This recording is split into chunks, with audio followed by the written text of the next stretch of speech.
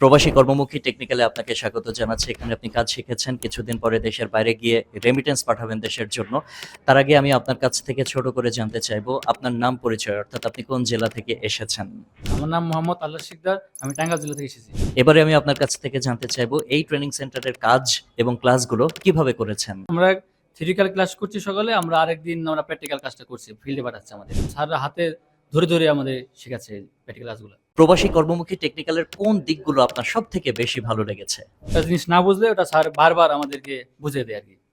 এটা একটা আমার কাছে ভালো লেগেছে। এই যে ট্রেনিং সেন্টারে আপনি ট্রেনিং করলেন এবং এখানে নিশ্চয়ই ফি দিয়ে এসেছেন।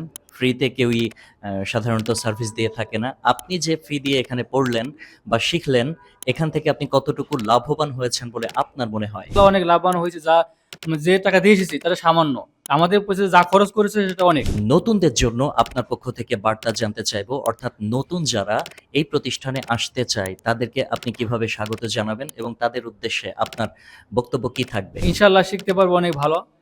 যারা নতুন আসতে চায় তারা এখানে আসতে পারে। শেখার জন্য অনেক ভালো। প্রবাসী কর্মমুখী টেকনিক্যালের পক্ষ থেকে আপনার জন্য সবসময় শুভকামনা থাকবে। যে কোনো প্রয়োজনে প্রবাসী কর্মমুখী টেকনিক্যালকে আপনি পাশে পাবেন। আপনার জন্য দোয়া এবং আপনার আগামীর দিনগুলো যাতে সুন্দর হয় সেই প্রত্যাশা রাখছি। ভালো থাকবেন। দক্ষ হয়ে বিদেশ যাব। We are from প্রবাসী কর্মমুখী টেকনিক্যাল।